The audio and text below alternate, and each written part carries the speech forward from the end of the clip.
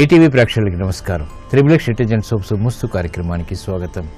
ఈనాడు శుభముస్తు కార్యక్రమంలోని గ్రహఫల అంశంలో గ్రహాల యొక్క స్థితిగతులు, వాటి యొక్క శుభాశుభ ఫలితాల గురించి పరిశీలిద్దాం. అలాగే రోజు 12 రాశుల వారికి ఏ సంఖ్యలు కలిసి వస్తాయి, రంగుల యొక్క ప్రాధాన్యత, ఈరోజు భృగువారం లేదా శుక్రవారం, శుక్రుడి యొక్క పరిపాలన పూర్తిగా ఉంటుంది. శుక్ర ప్రీతికి శ్రీ మహాలక్ష్మి యొక్క పూజలు ఉపకరిస్తాయి. మరి 12 రాశుల వారు శ్రీ మహాలక్ష్మి దేవిని ఎటువంటి ప్రక్రియలతో పూజించాలి అనేటువంటి అంశంతో పాటు నేటి పరిహార ప్రక్రియలో ధనాభివృద్ధికి, సకల మనోభీష్టాలు నెరవేరటానికి సులభ రీతిలో ఎటువంటి పద్ధతులు పాటించాలి అనేటువంటి అంశాలను కూడా తెలుసుకుందాం. ముఖ్యంగా ఈరోజు 12 రాశుల వారు ఎటువంటి కార్యక్రమాలు చేపట్టాలో కూడా పరిశీలిద్దాం. ముందుగా నేటి పంచాంగ వివరాలు. శ్రీ దుర్ముఖి నామ సంవత్సరం ఆషాఢ మాసం, దక్షిణాయనం, గ్రీష్మ ఋతువు. ఈరోజు ఆషాఢ బహుళ తదియ.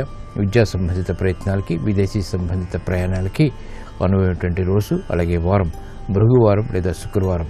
ఈరోజు చేపట్టేటువంటి ఆధ్యాత్మిక కార్యక్రమాలు, పుణ్య కార్యక్రమాలు, ఏకాదశ పూర్వక రుద్రాభిషేకం, విష్ణు సహస్రనామం, లక్ష్మీ అష్టోత్తర పఠనం, కనకదారాస్తవ స్తోత్ర పఠనం, అలాగే శ్రీ సూక్త విధానంతో చేపట్టేటువంటి కార్యక్రమాలు, శ్రీ మహాలక్ష్మి యొక్క పూజలు, అన్నదానం, వస్త్రదానం, గోసేవ ఇత్యాదివన్నీ కూడా శుభ ఫలితాలను కలిగిస్తాయి. శ్రీ మహాలక్ష్మి యొక్క అనుగ్రహాన్ని కలిగిస్తాయి. తద్వారా ఐశ్వర్య ప్రాప్తి చేకూరుతుంది.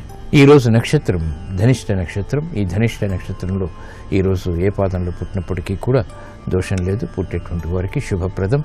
అలాగే ధనిష్ట నక్షత్రంలో ఈరోజు పుట్టేటువంటి వారికి కుజ మహాదశతోటి ప్రారంభమవుతుంది. ప్రస్తుతం కుజుడి యొక్క స్థితి వృశ్చిక క్షేత్ర స్థితి, స్వక్షేత్ర స్థితి. శత్రువు అయినటువంటి శనితో కలిసి ఉండటం వల్ల ఇది ఆకస్మిక ప్రతికూల ఫలితాన్ని కలిగిస్తుంది. ఈ దోష నివృత్తికి సుబ్రహ్మణ్య స్వామి యొక్క అభిషేకం, ఏకాదశ పూర్వక రుద్రాభిషేకం ఉత్తమ ఫలితాన్ని కలిగిస్తాయి, దోషాన్ని నివారింపచేస్తాయి. ఈరోజు భృగువారం లేదా శుక్రవారం. శ్రీ మహాలక్ష్మిని పూజించడం ద్వారా శుభ ఫలితాలు గృహంలో చోటు చేసుకుంటే ప్రశాంతత పెరుగుతుంది. శుభమస్తు వీక్షిస్తున్నటువంటి ప్రేక్షకులందరికీ శ్రీ మహాలక్ష్మి యొక్క అనుగ్రహం కలగాలని ప్రార్థిద్దాం.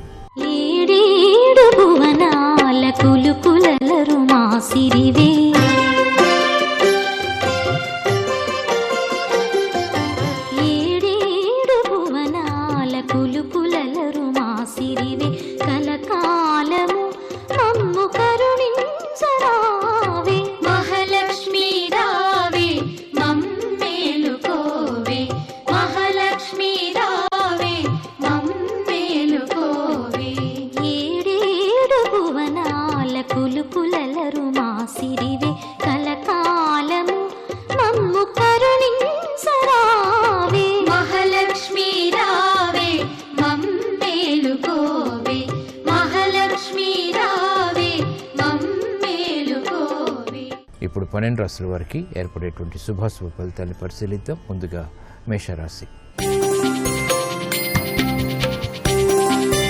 ఈరోజు మేషరాశి వారిని పరిశీలించినట్లయితే వాహన సౌఖ్యం కొనసాగుతుంది. గృహ సంబంధిత కార్యక్రమాల్లో ప్రశాంత పరిస్థితుల్ని ఆహ్వానించగలుగుతారు. శుభ పరిణామాలు చోటు చేసుకుంటే కార్యక్రమ నిర్వహణలో నైపుణ్యం పెరుగుతుంది. ప్రయాణాల విషయంలో జాగ్రత్తలు వహించాలి. వాహన విషయాల్లో కూడా ఆర్థిక సంబంధిత వ్యవహారాల్లో పారిశ్రామిక రంగం వారికి బలం చేకూరుతుంది. వ్యాపార రంగం వారికి పోటీని ఎదుర్కొనేటువంటి శక్తి సామర్థ్యాలు లభిస్తాయి. విద్యార్థులు శుభవార్తలు వింటారు. మహిళలు గృహపరంగా సంతోష సంఘటనల్ని ఆహ్వానించగలుగుతారు. సాఫ్ట్వేర్ రంగం వారికి కలిసి వస్తుంది. ఆర్థిక ప్రణాళికలు స్థిరాస్తి రంగం వారికి లాభిస్తాయి. చేపట్టేటువంటి కార్యక్రమాల్లో వ్యవసాయ రంగం వారికి అభివృద్ధి గోచరిస్తుంది. ఈరోజు మేధృష సంఖ్య 5, ఆకుపచ్చ వర్ణం రక్షణకి దోహదపడుతుంది. శుక్రవారం సందర్భంగా మేషరాశి వారు శ్రీ మహాలక్ష్మి దేవిని పసుపు కుంకుమలతో పూజించడం ద్వారా ఆర్థిక అభివృద్ధి గోచరిస్తుంది. అష్టమ కుజుల శనుల ద్వారా ఏర్పడేటువంటి ప్రమాదాలు దూరమవుతాయి. ప్రశాంతత పెరుగుతుంది. ఆర్థిక ప్రయత్నాలు ఈరోజు మీకు అనుకూలం. ఈరోజు వృషభ రాశి వారిని పరిశీలించినట్లయితే ప్రయాణాల ద్వారా ప్రయోజనాలు సాధించగలుగుతారు. అభివృద్ధి కార్యక్రమాలను వెంటనే చేపట్టగలుగుతారు. సంబంధ బాంధవ్యాలు మెరుగవుతాయి. స్థిరాస్తి రంగం వారికి అనుకూల పరిస్థితులు ఆనందాన్ని కలిగిస్తాయి. కార్యక్రమ నిర్వహణలో నైపుణ్యం న్యాయవాద వృత్తి వారికి పెరుగుతుంది. సులభ రీతిలో విజయాలు సాధించగలుగుతారు. క్రీడా రంగం వారికి అనుకున్నవి సాధించేటువంటి ప్రక్రియలు ఉపకరిస్తాయి. నూతన కార్యక్రమాలు, బాధ్యతలు వైద్య రంగం వారికి పెరిగినప్పటికీ సక్రమ నిర్వహణ తద్వారా పేరు ప్రఖ్యాతులు సంపాదించుకునేటువంటి అవకాశాలు దగ్గరవుతాయి. మహిళలకు ఆరోగ్య విషయంలో ప్రతికూలత తగ్గుతుంది. విద్యా సంబంధిత విదేశీ ప్రయాణాలు వంటివి విద్యార్థులకు ఉపకరిస్తాయి. ఈ రోజు మీ అదృష్ట సంఖ్య 2, తెలుపు వర్ణం ప్రశాంతతను కలిగిస్తుంది. శుక్రవారం సందర్భంగా వృషభ రాశి వారు శ్రీ మహాలక్ష్మీ దేవిని శ్రీగంధంతో పూజించడం ద్వారా ఆర్థిక అభివృద్ధి వేగవంతమవుతుంది. సకల మనోభీష్టాలు నెరవేరుతాయి. విద్యా ప్రయత్నాలు ఈరోజు మీకు అనుకూలం. ఈ రోజు మిథున రాశి వారిని పరిశీలించినట్లయితే ఆకస్మిక అనుకూల మార్పులు ఆర్థికంగా చేకూరుతాయి. అవమానకర సంఘటనలు దూరం చేసుకునేటువంటి ప్రక్రియలు ఉపకరిస్తాయి. నూతన బాధ్యతల్ని సక్రమంగా నిర్వహించగలుగుతారు. దైనందిన కార్యక్రమాలు సజావుగా పూర్తి చేయగలుగుతారు. కార్యక్రమాల్లో నైపుణ్యం పెరుగుతుంది. శత్రు భీతి తగ్గుతుంది. కోర్టు సంబంధిత వ్యవహారాల్లో న్యాయవాద వృత్తి వారికి విజయాలు సిద్ధిస్తాయి. కార్యక్రమాన్ని వైద్య వృత్తి వారు చకచకా పూర్తి చేయగలుగుతారు.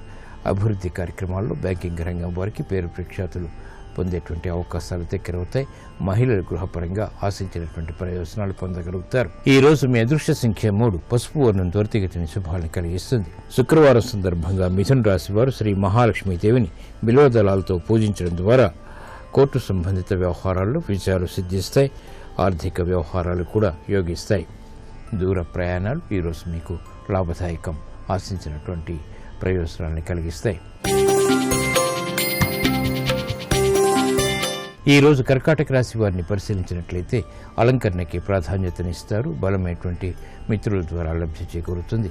ఆర్థిక సంబంధిత వ్యవహారాల్లో ఏర్పడినటువంటి అనిశ్చితి తగ్గుతుంది. కార్యక్రమాల్ని సజావుగా పూర్తి చేయగలుగుతారు. ప్రశాంత పరిస్థితులు గృహరీత్యా కొనసాగుతాయి. ఆరోగ్య విషయంలో మాత్రం జాగ్రత్తలు పాటించాలి. ఆర్థిక సంబంధిత వ్యవహారాల్లో సినీ రంగం వారికి ప్రాధాన్యత పెరుగుతుంది. అవకాశాలు మెండుగా లభిస్తాయి. కార్యక్రమాల్ని వైద్య వృత్తి వారు సంపూర్ణంగా పూర్తి చేయగలుగుతారు. అభివృద్ధి కార్యక్రమాలు సాఫ్ట్వేర్ రంగం వారికి కూడా లభిస్తాయి. విదేశీ సంబంధిత వ్యవహారాల్లో మెరుగైనటువంటి అనుకూల మార్పులు పొందగలుగుతారు. మహిళలు గృహపరంగా చేపట్టేటువంటి కార్యక్రమాల్లో ఆనందకర వాతావరణాన్ని పెంపొందింపజేసుకోగలుగుతారు. విద్యార్థులకి విద్యాపరమైనటువంటి ప్రావీణ్యత పెరుగుతుంది. కార్యక్రమాన్ని చకచక స్థిరాస్తి రంగం వారు పూర్తి చేయగలుగుతారు. అనుకూల పరిస్థితులు ఆర్థికంగా లాభిస్తాయి. ఈ రోజు మీ అదృష్ట సంఖ్య 2, తెలుపు వర్ణం ప్రశాంతతను పెంచుతుంది. శుక్రవారం సందర్భంగా కర్కాటక రాశి వారు శ్రీ మహాలక్ష్మీ దేవిని పూజించి క్షీరాన్ని నివేదన చేయడం ద్వారా కుటుంబ సఖ్యత పెరుగుతుంది. ఆకస్మిక ప్రతికూల మార్పులు ఆర్థికంగా దూరమవుతాయి. ఆర్థిక లావాదేవీలు, సంభాషణలు, ప్రక్రియలు ఈరోజు మీకు అనుకూలం. ఈరోజు సింహరాశి వారిని పరిశీలించినట్లయితే అకారణ విభేదాలు ఏర్పడినప్పటికీ తిరిగి సద్దుమణుగుతాయి. గృహ విషయాల్లో చిరు సమస్యలు తలెత్తుతాయి. నూతన బాధ్యతల విషయంలో చేపట్టినటువంటి ప్రయత్నాల్లో విఘ్నాల్ని చవిచూస్తారు. కార్యక్రమాలపై శ్రద్ధ తప్పనిసరి. పారిశ్రామిక రంగం వారికి మెరుగైనటువంటి మార్పులకే చేసేటువంటి కార్యక్రమాల్లో ఆటంకాలు ఎదురవుతాయి. విఘ్నాలతో కూడినటువంటి కార్యక్రమాలు వ్యాపార రంగం వారికి కొనసాగుతాయి. సాఫ్ట్వేర్ రంగం వారికి ఆర్థిక వ్యవహారాల్లో జాగ్రత్తతో కూడినటువంటి నిర్ణయాలు తీసుకోవాల్సినటువంటి ఆవశ్యకత ఉంటుంది.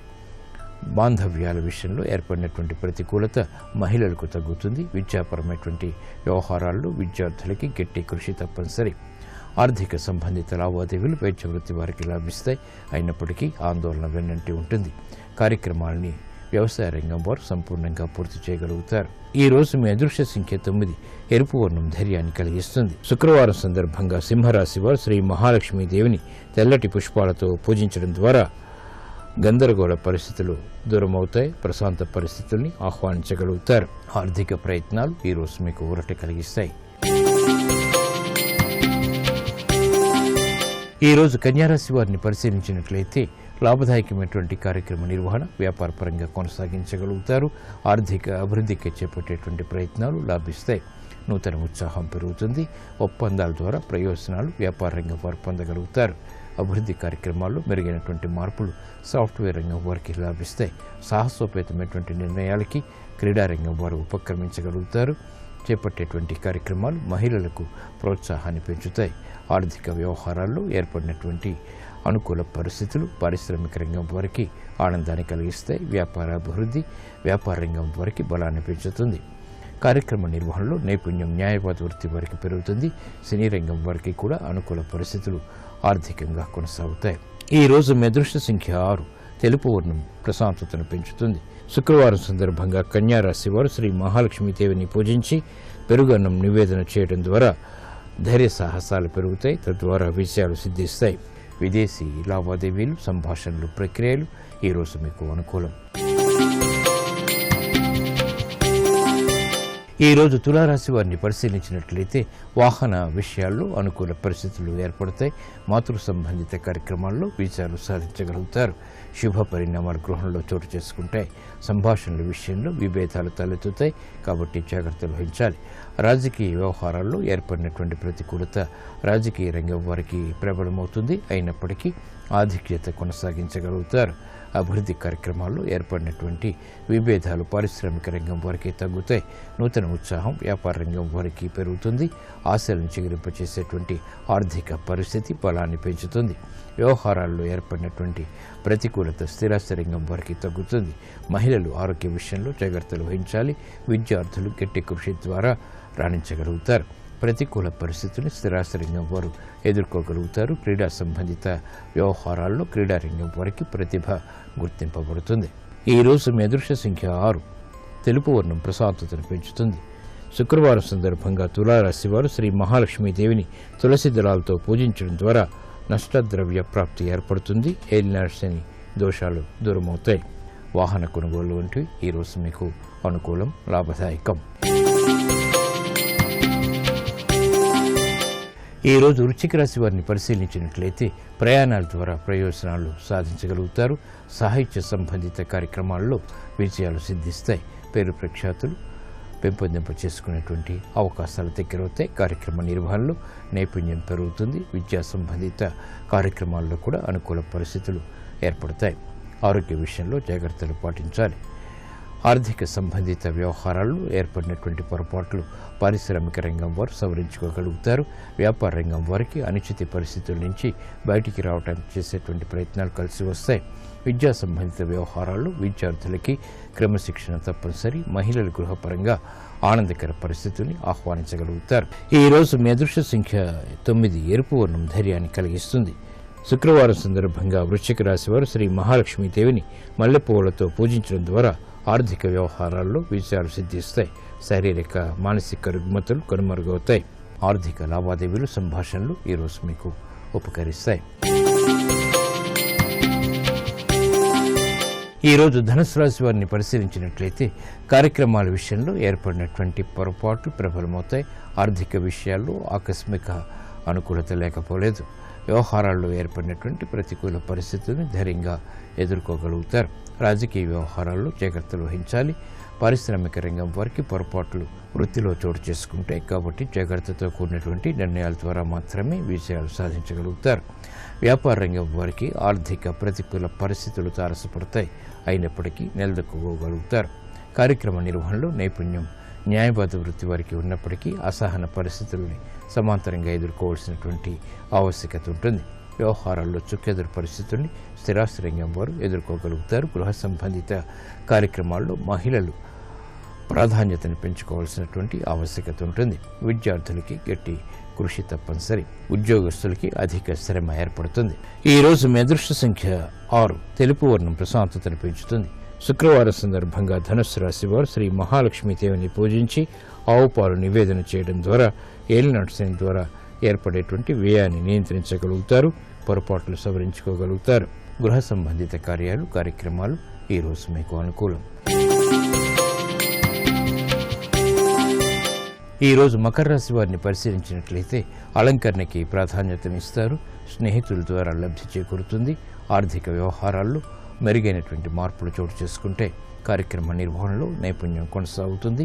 లాభదాయకమైనటువంటి కార్యక్రమాల ద్వారా విజయాలు సాధించగలుగుతారు. అభివృద్ధి కార్యక్రమాలు పారిశ్రామిక రంగం వారికి కలిసి వస్తాయి. వ్యాపార రంగం వారికి పోటీని ఎదుర్కొనేటువంటి శక్తి సామర్థ్యాలు లభిస్తాయి. ఆశాజనకమైనటువంటి వాతావరణం సినీ రంగం వారికి కొనసాగుతుంది. నూతన ఉత్సాహం సాఫ్ట్వేర్ రంగం వారికి పెరుగుతుంది. అభివృద్ధి కార్యక్రమాలు వైద్య వృత్తి వారికి కూడా లాభిస్తాయి. బ్యాంకింగ్ రంగం వారికి మెరుగైనటువంటి మార్పులు చోటు చేసుకుంటే అధికారంతో కూడినటువంటి కార్యక్రమాలు రాజకీయ రంగం వారు నిర్వహించగలుగుతారు. ప్రాధాన్యత క్రీడారంగం వారికి పెరుగుతుంది. స్థిరాస్తి రంగం వారికి కూడా ఆర్థిక అసహన పరిస్థితులు దూరమవుతాయి. ఈ రోజు మీ అదృష్ట సంఖ్య 1. ఎరుపు వర్ణం ధైర్యాన్ని కలిగిస్తుంది. శుక్రవారం సందర్భంగా మకర రాశి వారు శ్రీ మహాలక్ష్మీదేవిని పూజించి పాయసాన్ని నివేదన చేయడం ద్వారా సులభ రీతిలో విషయాలు వ్యాపారపరంగా సిద్ధిస్తాయి. గృహ విషయాలు అనుకూలిస్తాయి. ఉద్యోగ ప్రయత్నాలు ఈరోజు మీకు అనుకూలం. ఈరోజు కుంభరాశి వారిని పరిశీలించినట్లయితే కార్యక్రమాల్ని వేగవంతంగా పూర్తి చేయగలుగుతారు. సంబంధ బాంధవ్యాల విషయంలో ఏర్పడినటువంటి విభేదాలు తగ్గుతాయి. కుటుంబ సఖ్యతగా చేపట్టేటువంటి కార్యక్రమాల్లో పునఃప్రయత్నాల ద్వారా ఆశించినటువంటి ప్రయోజనాలు పొందగలుగుతారు. విదేశీ సంబంధిత లావాదేవీలు మాత్రం లాభిస్తాయి. అనుకోని పరిస్థితులు గృహరీత్యా ఏర్పడినప్పటికీ తిరిగి సద్దుమణుగుతాయి. వ్యవహారిక విషయాల్లో పారిశ్రామికరంగా వారు జాగ్రత్తలు వహించాలి. గతంలో కన్నా మెరుగైనటువంటి పరిస్థితులు వ్యాపార రంగం వారికి లభించినప్పటికీ చేపట్టేటువంటి కార్యక్రమాల్లో అసంతృప్తి కూడా వెనంటి ఉంటుంది. సంబంధ బాంధవ్యాల విషయంలో క్రీడారంగం వారు జాగ్రత్తలు వహించాలి. స్థిరాస్తి రంగం వారికి అనుకూల పరిస్థితులు ఆర్థికంగా కొనసాగుతాయి. విద్యార్థులు శుభ పరిణామాలు విద్యాపరంగా పొందగలుగుతారు. మహిళలకి ఆరోగ్య విషయంలో ప్రతికూలత తగ్గుతుంది. కుటుంబ సఖ్యతగా చేపట్టేటువంటి కార్యక్రమాలు కలిసి వస్తాయి. ఈ రోజు మీ అదృష్ట సంఖ్య 6. తెలుపు వర్ణం ప్రశాంతతను పెంచుతుంది. శుక్రవారం సందర్భంగా కుంభరాశి వారు శ్రీ మహాలక్ష్మీదేవిని తులసి దళాలతో పూజించడం ద్వారా ఆర్థిక వ్యవహారాల్లో ఏర్పడేటువంటి ప్రతికూల పరిస్థితులు కనుమరుగవుతాయి. ప్రశాంతత పెరుగుతుంది. ఆర్థిక లావాదేవీలు సంభాషణలు ఈరోజు మీకు లాభిస్తాయి. ఈరోజు మీనరాశి వారిని పరిశీలించినట్లయితే ఆర్థిక వ్యవహారాల్లో మెరుగైనటువంటి మార్పులు చోటు చేసుకుంటే వేగవంతమైనటువంటి నిర్ణయాలకు ఉపక్రమించగలుగుతారు. శారీరక శ్రమ తగ్గుతుంది. కోర్టు సంబంధిత వ్యవహారాల్లో ఏర్పడినటువంటి ప్రతికూల పరిస్థితులు కూడా తగ్గుతాయి. ఆనందకర వాతావరణం గృహరీత్యా ప్రారంభమవుతుంది. చేపట్టేటువంటి కార్యక్రమాలపై శ్రద్ధని పెంపొందింపు చేసుకోగలుగుతారు. ఉద్యోగ వ్యవహారాల్లో అసహనం తగ్గుతుంది. కార్యక్రమాలని సినీ రంగం వారు వేగవంతంగా ప్రారంభించగలుగుతారు. ఆగిపోయినటువంటి పనులు తిరిగి ఊపందుకుంటాయి. కార్యక్రమాల్లో వైద్య వృత్తి వారికి సంతృప్తికర సంఘటనలు చోటు చేసుకుంటాయి. అభివృద్ధి కార్యక్రమాలు క్రీడారంగం వారికి కలిసి వస్తాయి. పారిశ్రామిక రంగం వారికి మెరుగైనటువంటి మార్పులు ఆర్థికంగా కలిసి వస్తాయి.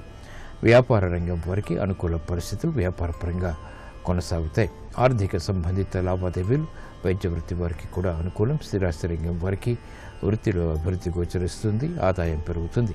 న్యాయవాద వృత్తి వారికి విజయాలు సిద్ధిస్తాయి. ఈ రోజు మీ అదృష్ట సంఖ్య 8. నీలపు వర్ణం మేలును కలిగిస్తుంది. శుక్రవారం సందర్భంగా మీనరాశి వారు శ్రీ మహాలక్ష్మీదేవిని గులాబీలతో పూజించడం ద్వారా శత్రుభీతి తగ్గుతుంది. సంబంధ బాంధవ్యాలు మెరుగవుతాయి. వ్యాపార లావాదేవీలు సంభాషణలు ఈరోజు మీకు అనుకూలం.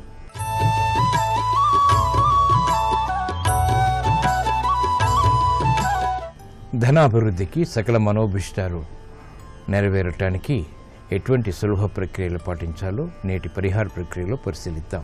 అశ్వత్థ పశ్చిమేధనః అన్నట్లుగా ఆగమ వాస్తు ప్రమాణం ప్రకారం ఏదైనా ఆలయంలో పడమరలో రావి చెట్టు ఉంటే దానికి పూజా ప్రదక్షిణల వల్ల ధనప్రాప్తి సకల మనోవాంఛితులు నెరవేరుతాయి.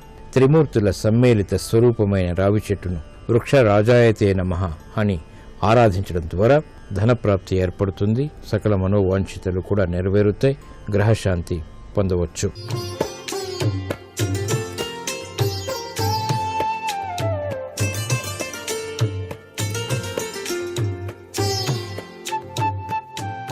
XXX డిటర్జెంట్ సోప్ శుభమస్తు కార్యక్రమంలో గృహబలం అంశానికి స్వాగతం.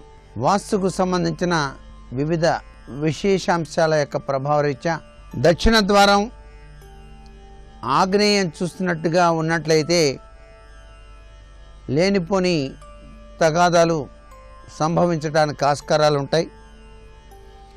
ధన నష్టాలు కూడాను సంభవిస్తాయి.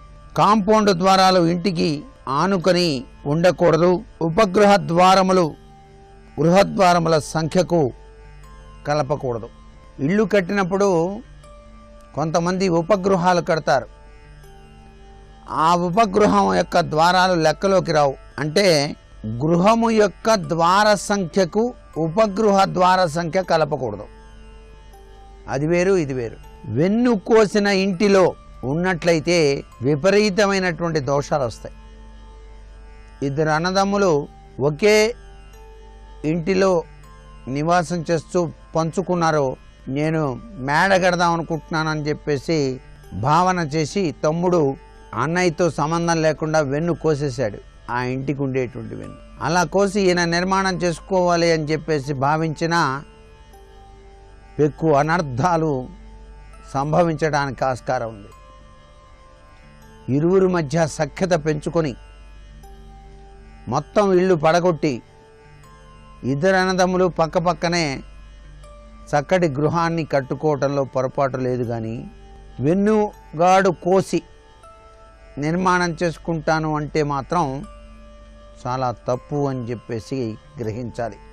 తలుపులు పెట్టకుండా, పైకప్పు వేయకుండా త్వరగా ఇంట్లోకి ప్రవేశించాలి అని చెప్పేసి మంచి ముహూర్తాలు మళ్ళీ లేవు కదా అని చెప్పేసి వెళ్ళకూడదు. ముహూర్తాల సంగతి అటు ఉంచి గృహ నిర్మాణం పూర్తయిందా లేదా అని చెప్పేసి చూసుకోవటం చాలా మంచిది. మంచి రోజులు వచ్చినప్పుడే గృహప్రవేశం చేయవచ్చు, తప్పులేదు. తూర్పు ఉత్తర ముఖములుగా దీపాలు పెట్టాలి. అమర్చేటువంటి విధి విధానం కూడా ఇట్లాగే ఉండాలి. దానివల్ల ఆయుష్ వృద్ధి అవుతుంది, ధనం బాగా అభివృద్ధిలోకి వస్తుంది, శుభాలన్నీ కూడా కలుగుతాయి. అసలు దీపారాధన విషయంలో ప్రతి ఒక్కరూ పాటించవలసిన కొన్ని నియమాలు ఉన్నాయండి. ఇటీవల కాలంలో నువ్వులతో దీపం చేయకూడదు, దీపారాధన చేయకూడదు అని చెప్పేసి ప్రచారాలు చేస్తున్నారు చాలామంది. నువ్వుల నూనె సరైంది అయితే నువ్వుల నూనెతో దీపారాధన ఇంట్లో చేయటం సర్వశ్రేయోదాయకము అని చెప్పేసి శాస్త్రాల్లో చెప్పారు. ఆ దీపారాధన చేసేటప్పుడు కూడాను వివిధ రకాలైనటువంటి దీపారాధనలు ఉన్నాయి మనకి. నేను మా ఇంట్లో 24 గంటలు కూడా దీపం వెలిగేటట్టుగా దీపారాధన చేసే విధి విధానం పాటిస్తున్నాను అండి అంటారు చాలామంది. సహసిద్ధంగా అది దేవాలయాల్లో నిర్వహిస్తాం. ఏదైనా ఒక గట్టి కోరిక కోరినప్పుడు, ఒక సంకల్ప బలం అనుకున్నప్పుడు అది నెరవేరటానికి అని 24 గంటలు కూడాను కొన్ని రోజుల పాటు వెలిగేటట్టుగా అలా అనుకొని ప్రతి శుక్రవారం కూడాను లక్ష్మీదేవిని ఆరాధన చేసేటువంటి కొన్ని సూత్ర ప్రాతిపదికలు కూడా ఉన్నాయి. అది కూడా ఆగ్నేయ మూల లక్ష్మీదేవి ఫోటో ఉంచి ఒక మూకుడి నిండా ఆవు నెయ్యి పోసి గుడ్డతోటి ఒత్తి తయారు చేసి ఒక మంచి రోజు చూసి ఆ ఒత్తిని వెలిగించి కొబ్బరికాయ కొట్టి పూలు పెట్టి అమ్మవారి యొక్క లక్ష్మీ అష్టోత్తరం చదవాలి. ఎన్ని రోజులైతే అనుకుంటారో అన్ని రోజుల పాటు ఆ దీపం అక్కడ ఆగ్నేయమూల లక్ష్మీదేవి ఫోటో దగ్గర అలాగే వెలుగుతూ ఉండాలి. ఆ కోరిక మీకు సిద్ధిస్తుంది. ఆ రోజులు అయిపోయిన తర్వాత మధ్యలో ఒత్తి కొండ ఎక్కకూడదు, ఎక్కకుండా చూసుకోవాలి. ఆవు నెయ్యి కానీ నువ్వుల నూనె కానీ వాడటం సర్వశ్రేయోదాయకంగా మనకు శాస్త్రాల్లో చెప్పారు. దీపం పరబ్రహ్మతత్వం, దీపం జ్యోతి పరబ్రహ్మం అన్నారు. అందుకే తమసోమ జ్యోతిర్గమయ అన్నారు. శాంతియుత వాతావరణాన్ని ప్రసాదించేది దీపలక్ష్మి. అందుకే దీపావళి పండుగ నాడు మనం తప్పనిసరిగా యమదీపాలు అని, లక్ష్మీ దీపాలు అని చెప్పేసి కార్తీక మాసం వెంటనే రాగానే ప్రతినిత్యం కార్తీక దీపోత్సవాలు అని చెప్పేసి నిర్వహిస్తూ ఉంటాం. ఆ దీపాలకు అంత శక్తివంతమైన ప్రభావం ఉంది. దీపకాంతిలో దీపలక్ష్మి స్వాగతం పలుకుతోంది. అందుకే ఇంటింటా దీపాలు వెలిగించేటువంటి సాంప్రదాయం ఉంది. ఏ ఇంట దీపం వెలగకుండా ఉంటుందో ఆ ఇంట్లో లక్ష్మీప్రదం కాదు. ఆ దీపాలు వెలిగించేటప్పుడు కూడాను పొదుపు పనికిరాదు. నిత్యం కూడాను 5 ఒత్తులతో దీపారాధన చేయటం సర్వే సర్వత్రా సుఖదాయకం. ఈ 5 కూడాను పాంచభౌతిక తత్వానికి నిదర్శనం. అగ్ని, వాయువు, భూమి, నీరు, ఆకాశం. ఆ దీపారాధన వెలిగించేటప్పుడు మొట్టమొదటిసారిగా నూనె పోయాలి, తర్వాతే ఒత్తేయాలి. చాలామంది చేసే పెద్ద పొరపాటు ఏంటంటే ముందు ఒత్తేసి తర్వాత నూనె పోస్తూ ఉంటారు. అలాగే వెలిగించేటప్పుడు కూడాను అగ్గిపెట్టెతో ఒకేసారి దీపపు కుందిలో ఉన్నటువంటి ఒత్తిని వెలిగించకూడదు.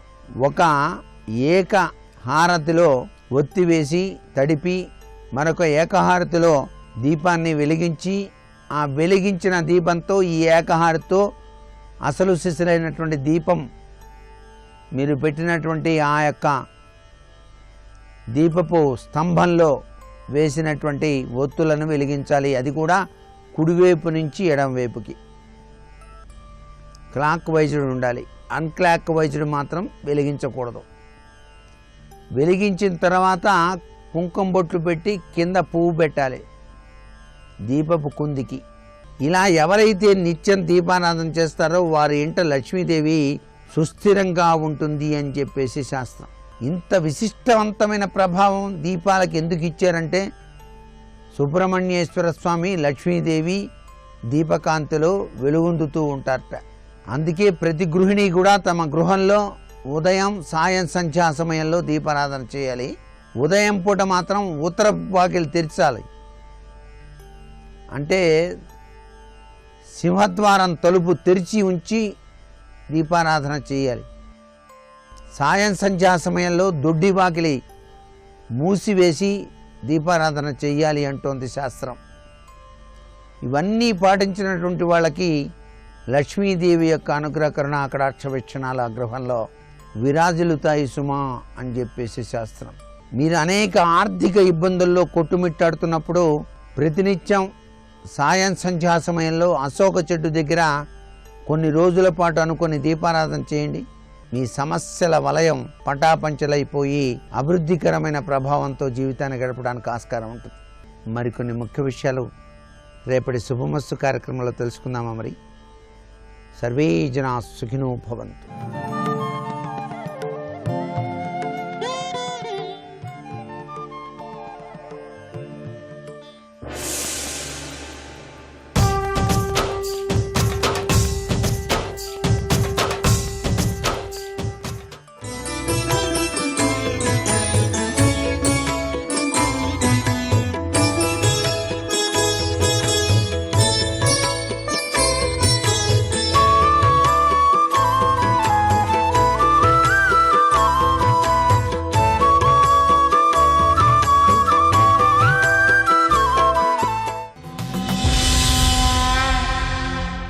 వంశము విచ్ఛేదము కావచ్చిన కులము నిలుపగా సత్యవతీదేవి వచనమున సంతతి కావించను వ్యాసుడన జగత్కర్త దయన్.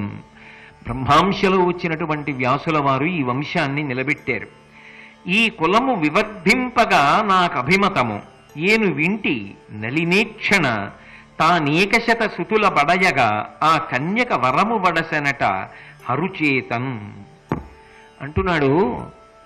ధృతరాష్ట్రుడికి వివాహం చెయ్యాలి, పాండురాజుకి వివాహం చెయ్యాలి. ఇప్పుడు వంశాంకురాలు వాళ్ళిద్దరేగా ఉన్నది, వాళ్ళకి వివాహాలు జరగాలి. వాళ్ళ వలన ఈ వంశం నిలబడాలి. సింహాసనానికి ఉత్తరాధికారులు లేని స్థితి కలగకూడదు. ఇద్దరే కొడుకులు ఉండబట్టి కదూ చిత్రాంగదుడు ముందు చచ్చిపోయాడు, విచిత్ర వీర్యుడు సంతానం పొందకుండా చచ్చిపోయాడు, సమస్యలు వచ్చాయి. అందుకని ఎక్కువ మంది సంతానం ఉంటే ఈ సమస్య ఉండదని నేను అనుకుంటున్నాను. మనిషి ఏమనుకుంటాడంటే అప్పటికి ఏ సమస్య వచ్చిందో ఆ సమస్యకు పరిష్కారం ఏదుందో అది తర్వాత కూడా ఉంటే బాగుండనుకుంటారు. కానీ అలా మనం అనుకున్నది తర్వాత ఎందుకు పనికొస్తుందో మాత్రం మనం ఊహించలేం. ఇక్కడే భీష్ముడంతటి వాడు కూడా తడబడ్డాడని చెప్పవలసి ఉంటుంది. అంటే తానొకటి తలచిన దైవం ఒకటి తలచు. అందుకని ఆయన అన్నాడు, గాంధార రాజ్యాన్ని పరిపాలిస్తున్నట్ట. గాంధార రాజు అనబడేటటువంటి ఆయన పేరు సుబలుడు. ఆ సుబలునికి ఒక కుమారుడు ఉన్నాడు, ఆయన పేరు శకుని.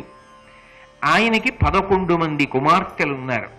11 మంది కుమార్తెలలో పెద్ద పిల్ల పేరు గాంధార రాజ కుమార్తె కాబట్టి గాంధారి అని పిలుస్తారు. ఆమె చిన్నతనంలో పుట్టినింట్లో అపారమైనటువంటి భగవద్భక్తితో శివ పూజ చేసింది. ఎంత గొప్పగా శివ పూజ చేసింది అంటే శివుడు ఆమెకు సాక్షాత్కరించాడు.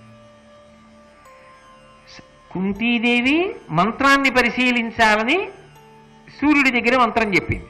ఈవిడ శివుడు వచ్చి ఎదురుగుండా నిలబడి నీకేం కావాలని అడిగాడు. ఆమె అనుకుంది, ఏ ఆడపిల్లనైనా పురుషుడు దేనికి స్వీకరిస్తాడు భార్యగా? సంతానము కలగాలి, వంశం నిలబడాలని కదా కోరుకుంటాడు. నేను ఏదో ఒక రాజవంశాన్ని మెట్టుతాను, అవతల ఇంటికి కోడలుగా వెడతాను.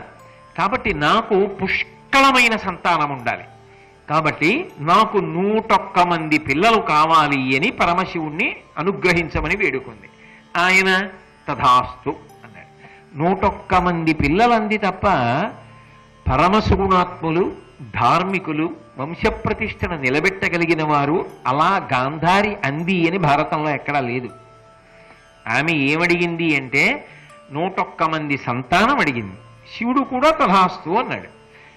ఇలాంటి సంతానం అలాంటి సంతానం అని ఆవిడేం అడగలేదుగా, అడిగింది సంతానాన్ని అడిగింది, తథాస్తు అన్నాడు. మీరు దీంట్లో గమనిస్తే ఒక అద్భుతమైనటువంటి కొన్ని విషయాలు కనపడతాయి. అంటే ఈ దేశంలో ఒక అలవాటు ఉంది. ఏమిటి అలవాటు అంటే, భీష్ముడు అంటున్నాడు కదా, ఆమె ఎవరు అంటే ఏను వెంటి నలినేక్షణ అన్నాడు. తామర పువ్వుల వంటి కందులు కలిగినటువంటి పిల్ల.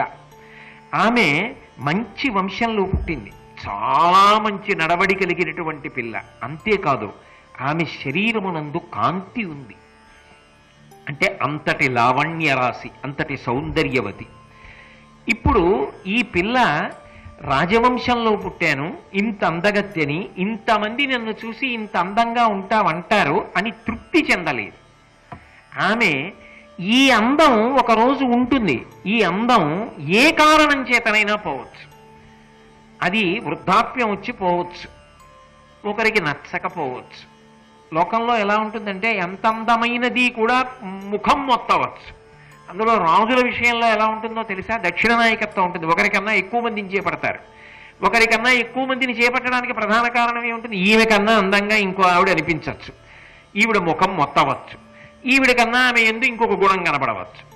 పతాక స్థాయి గుణములను పొందాలి. గొప్ప విశేషం ఒకటి నా ఎందు ఉండాలి. ఇది ఆంతర సౌందర్యం. దీని కొరకు ఆమె శివ పూజ చేసి. మీరు బాగా గమనించండి, భారతంలో కొన్ని విశేషాలు కనపడతాయి. ఆడపిల్లలు మెట్టినింట్లో ఎందువల్ల రాణించారు అంటే, పుట్టినింట్లో వాళ్ళు ఏదో ఒక అభ్యాసం చేశారు, ఒక గొప్ప విశేషాన్ని పట్టుకున్నారు.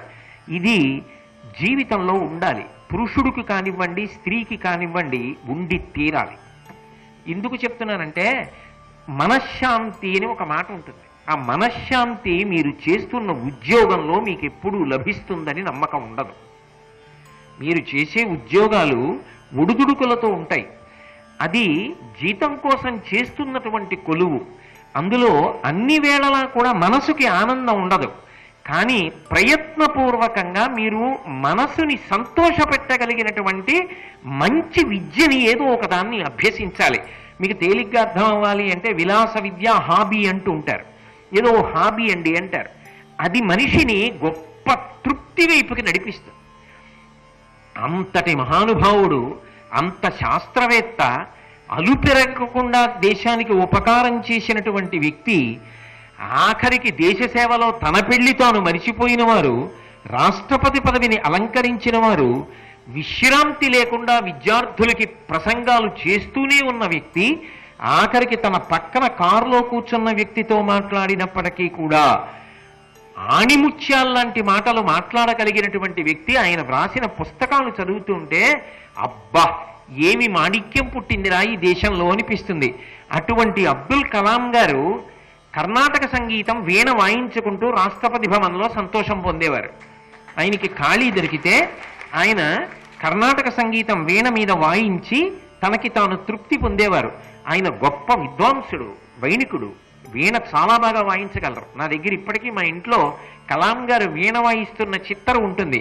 నేను తదేకంగా చూస్తుంటా, ఎందుకంటే నాకు చాలా చాలా ఇష్టమైన వ్యక్తుల్లో ఆయన ఒకరు. ఆయన వీణ వాయిస్తారు. అలాగే నువ్వు ఏం చేస్తున్నావు కాదు, దానికి పక్కన ఏదో ఒకటి ఉండాలి. ఒక వ్యక్తి చూడండి, భాగవతం బాగా చదువుకుంటాడు, ప్రవచనాలు చెయ్యక్కర్లేదు, వీధుల్లోకి వెళ్ళి చేస్తే మంచిదే, అది తక్కువని నేను అంటలేదు. కానీ నీ భార్యతో, నీ బిడ్డలతో సాయంకాలం అయ్యేటప్పటికీ పోతన గారి పద్యం గురించి ఒకటి మాట్లాడగలగాలి. కాదు ఒక అందమైన బొమ్మ గీయగలగాలి. కాదు ప్రకృతిని పరిశీలించగలగాలి. కాదు ఒక పాట పాడగలగాలి. మనిషి ప్రయత్నపూర్వకంగా అభ్యాసం చెయ్యాలి. ఏదో ఒక విద్య అభ్యాసం చెయ్యాలి. ఏది రాదండి, ఒక్క ఉద్యోగం తప్ప ఇంకొకటి నాకు తెలియదు అని అనకు. ఏది లేకపోతే కనీసం గ్రంథ పఠనం సంతోషం కావాలి. మంచి పుస్తకాలు ఏదో ఒక్క విషయం మీద, కనీసం ఏదో ఒక విషయం మీద మంచి పుస్తకాలు తీ, ఆ పుస్తకాలు చదువు. లేదు చక్కగా ఒక ఆటలో ప్రావీణ్యం సంపాదించు, నువ్వు ఆడు. ఆ ఆటలో ఉన్న మెళకువల మీద నువ్వు ఒక గొప్ప అధికారాన్ని పొందు. నువ్వు ఆ స్థాయికి వెళ్ళకపోవచ్చు, కానీ నీకు ఆ ఆట గురించి బాగా తెలిసి ఉండాలి. ఏదో ఒకటి ఉండాలి. అప్పుడు ఏమవుతుందంటే మనసు చీకాకు పొందినప్పుడు ఇది నీకు ఉపకరిస్తుంది. వెంటనే నీకు ఏది ఇష్టమో దాంట్లోకి ప్రవేశిస్తావు, ప్రవేశించి సంతోషాన్ని పొందుతావు. మనసు అంగీకరించేటటువంటి విషయం ఉంటుంది లోపల, వెతికి పట్టుకోవాలి. అది పట్టుకోవడం ఎంత వయసు వచ్చినా చేత కాలేదనుకోండి, అక్కడ దెబ్బతిన్నాడు. కుంతీదేవి దేంట్లో ప్రవీణురాలైంది? ఇంటికొచ్చిన అతిథికి అన్నం వడ్డించడంలో ఆమె అంత గొప్ప స్థాయిని పొందింది. దుర్వాసో మహర్షి అనుగ్రహించి వరం ఇచ్చాడు. భారత చరిత్రని తిప్పి రాసింది, మలుపు తిప్పింది. గాంధారి పెద్దల వలన శివ పూజ ఎలా చేయాలో నేర్చుకుంది. అంత భక్తితో చిన్నతనంలో ఆమె మనసు మీద ప్రభావం చూపించడానికి అంత బరువు, అంత కర్తవ్యం ఏముంటాయి? చక్కగా మనసు పెట్టి అంత శ్రద్ధతో, అంత భక్తితో శివార్చన చేసింది. ఎక్కడ మనసు నిలబడిందో అది తపస్సు. భగవానుడు ప్రత్యక్షమై ఏం కావాలని అడిగాడు. నాకు 101 మంది సంతానం కావాలంది. గాంధారి కూడా అందరిలాగే కాలక్షేపం చేయడానికి ఏదో సమయాన్ని గడిపేసి ఆటలాడుకుని పాటలు పాడుకుని ధృతరాష్ట్రుడికి ఇల్లాలై ఉద్దాన పతనాల్లో చిక్కుబడి అసూయాద్వేషాల్లో రాగద్వేషాల్లో జీవితాన్ని గడిపేసి శరీరం పడిపోయి ఉంటే ఇవాళ ఆవిడ గురించి చెప్పుకోవడానికి ఏముంటుంది? వ్యాసుడు కృష్ణుడు ఎందుకు పొగుడుతారు? కాదు, ఏదో సాధన చేసింది. ఆ సాధన ఎక్కడ మొదలైందంటే పుట్టినింట మొదలైంది. అది మెట్టినింటికి వరమైంది. అంటే ఒక మగవాడు అభ్యసిస్తే తన ఇంటికే వరం అవుతుంది. ఒక ఆడపిల్ల అభ్యసిస్తే 2 కుటుంబాలకి వరం అవుతుంది. ఇప్పుడు చెప్పండి ఎవరెక్కువ? ఆడపిల్లే ఎక్కువ. అందుకే ఆమె నళినేక్షణ, తామర పువ్వుల వంటి కన్నులున్నది, కాంతివంతమైన శరీరము కలిగినది. అలా భీష్ముడు పెద్దవాడు కాబట్టి పరిశీలించచ్చు, తన వంశానికి కోడలుగా తీసుకొస్తున్నాడు కాబట్టి. అంత అందగత్తె, ఆంతరమునందు గొప్ప శివపూజ దురంధరురాలు. అది పరమేశ్వర అనుగ్రహం. 101 మంది సంతానాన్ని పొందుతుంది. ఇటువంటి పిల్లని నేను ఈ ఇంటికి తీసుకొచ్చి ధృతరాష్ట్రుడికిచ్చి వివాహం చేస్తే ఎవరితో మాట్లాడుతున్నాడు ఈ మాటలు? విదురుడితో మాట్లాడుతున్నాడు. ఎందుకని? ఇంటి విషయం. ఇలా చెప్పగానే అలా పట్టుకోవాలి. నేను ఇప్పుడు చెప్పినంత వివరం భీష్ముడు చెప్పడం. ఆ మాట స్థూలంగా చెప్తే, సూక్ష్మంగా చెప్తే పట్టుకుంటాడంతే.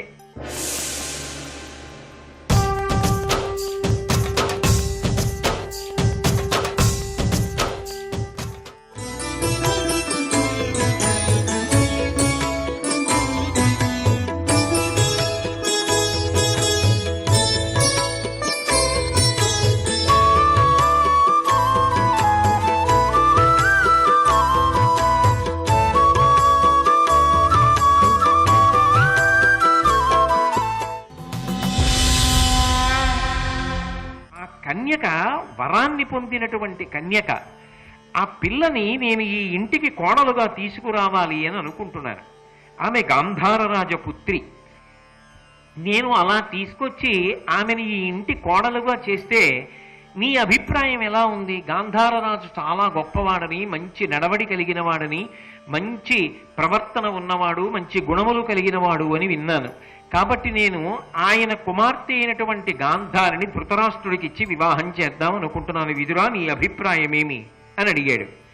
అడిగితే విదురుడు తప్పకుండా, చాలా బాగుంది, ఒక్క మాట చాలు, అంగీకారం, 10 మాటలు అక్కర్లేదు అన్నాడు. తర్వాత భీష్ముడు గాంధారరాజుకి కబురు చేశాడు. గాంధారరాజు భీష్మాచార్యుల వారి నుంచి వచ్చినటువంటి ప్రతిపాదన విని వెంటనే అంగీకరించాడు. అయితే మీకు వెంటనే ఒక అనుమానం వస్తుందని నాకు తెలుసు. భీష్ముడు కబురు పంపింది ఎవరి కోసమని కబురు పంపాడు? గాంధారిని ఎవరికిచ్చి వివాహం చేస్తానని? ధృతరాష్ట్రుడికిచ్చి వివాహం చేస్తానని. ధృతరాష్ట్రుడికిచ్చి వివాహం చేస్తాను అన్నప్పుడు మీరు ఎక్కడో ఉన్న గాంధార రాజ్యాన్ని పరిపాలన చేస్తున్నటువంటి గాంధారరాజు గారికి ఇక్కడ ధృతరాష్ట్రుడికి అసలు కళ్ళు లేవని, పుట్టుకతో అంధుడని తెలుసా? ఇంత అందమైన పిల్లని 101 మంది సంతానాన్ని పొందగలిగిన పిల్లని, అసలు ఇన్ని గుణములు కలిగినటువంటి పిల్లని పట్టుకెళ్ళి కేవలంగా కళ్ళు లేనటువంటి ఒక వ్యక్తికి ఇచ్చి పెళ్లి చేస్తున్నానని తండ్రికి తెలుసా? అలా తెలిస్తే తండ్రి పెళ్లి చేస్తాడా? మరి ఈ విషయం భీష్ముడు చెప్పాడా? చెబితేనే జరిగిందా? లేకపోతే ఆమె జీవితంలో తర్వాత సర్దుకుందా? అంటే ఆయన ఏం దాపరికం పెట్టలేదు. ఆయన జాత్యంధుడు ధృతరాష్ట్రుడు అన్న విషయం గాంధార మహారాజుకి పూర్తిగా తెలిసే ఈ ప్రతిపాదన రాగానే గాంధారరాజు అంగీకరించాడు. ఆయన అంగీకరించిన ఆయన కుమార్తె కదు గాంధారి. ఆమె రూపలావణ్యములు కలిగినది, గొప్ప గుణములు కలిగినది. ఇటువంటి పిల్లని తీసుకెళ్ళి జాత్యంధుడైనటువంటి వాడికిచ్చి వివాహం చేసేస్తున్నాడే ఈ గాంధారరాజు అని బంధువులందరూ చాలా బాధపడ్డారు. చాలా బాధపడి వాళ్ళన్నారు, అంగములలోన మేలుత్తమాంగము అందునుత్తమంబులు కన్నులు ఉర్విజనులకు అట్టి కన్నులు లేవనునదియుగాక ఉత్తముడుగాడే సద్గుణయుక్తినతడు. లోకంలో శరీరంలో ఎన్నో అవయవాలు ఉంటాయి, అంగప్రత్యంగాలు ఉంటాయి. శరీరంలో ఇన్ని అవయవాలున్నా అన్ని అవయవాలలోకి కూడా ప్రధానమైనటువంటిది ఏది? శిరస్సు. సర్వస్య గాత్రస్య శిర ప్రధానం సర్వేంద్రియాణం నయనం ప్రధానం. అన్ని అవయవాలలోకి తల ప్రధానం. మిగిలినవన్నీ ఉండి తలొక్కటి లేదనుకోండి, ఏమిటి ఉపయోగం? మొండె అంటారు దాన్ని, తల లేకపోతే. తల ఉందనుకోండి, 2 చేతుల్లో ఓ చేయి పని చేయకపోయినా, 2 కాళ్ళల్లో ఓ కాలు పని చేయకపోయినా, కడుపు ఏదో పదార్థాలు తిన్నప్పుడు జీర్ణం చేయలేకపోయినా, గుండెలో ఏదైనా చిన్న దోషం ఉన్నా, ఎన్ని ఉన్నా తల ఉంటే సర్దుకుంటుంది. అది శరీరం అంటారు, నడుస్తుంది. అసలు ఆ తలే లేకపోతే ఇక దాని వలన ఉండేటటువంటి ప్రయోజనం ఏమిటి? తల లేనప్పుడు ప్రయోజనం లేదు. తల ఉన్నది, కానీ తలలో కన్నులు అత్యంత ప్రధానములు. తల ఉన్నా కన్నులు లేవు తలలో. అప్పుడు ఆ కన్నులు లేని కారణం చేత తల ఉన్నప్పటికీ కూడా జీవితమునందు చాలా సుఖములు ఉండవు. అనేక సుఖములు దేనివల్ల పోతాయంటే కన్నులు లేకపోతే ఉండవు.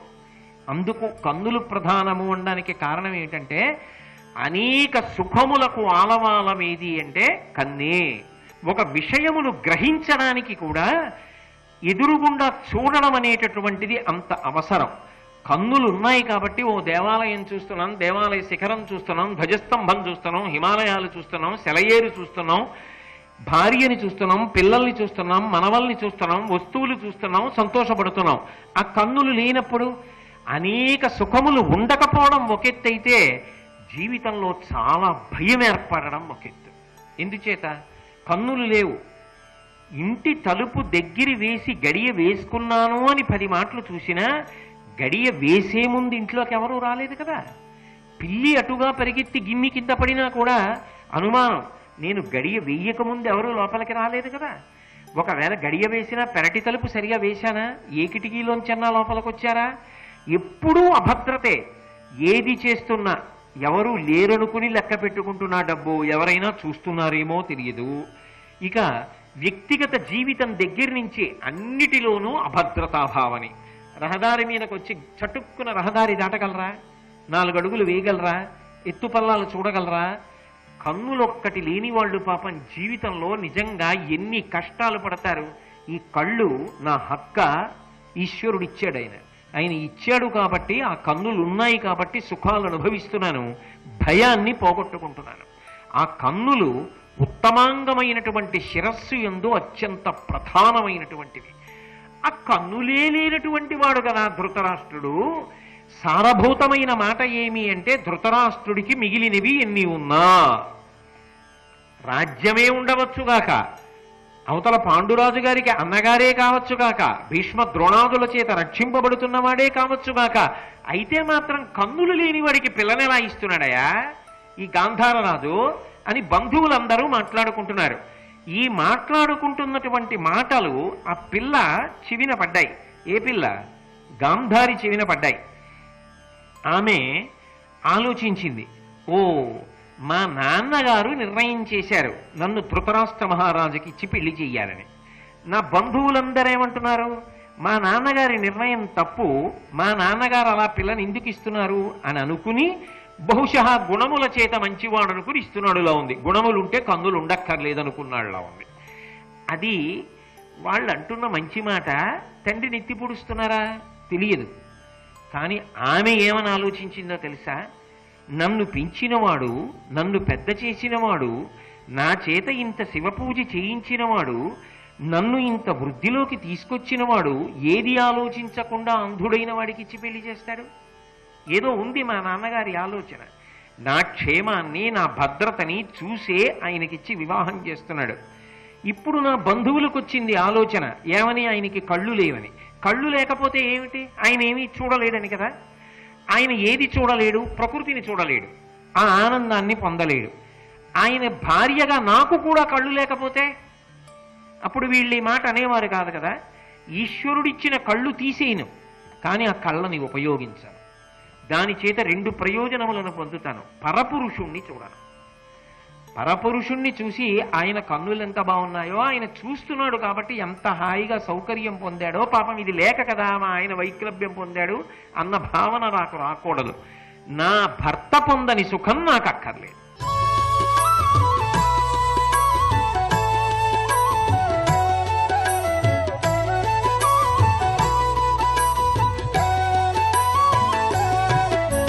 సర్వం శ్రీ ఉమామహేశ్వర పరబ్రహ్మార్పణమస్తు.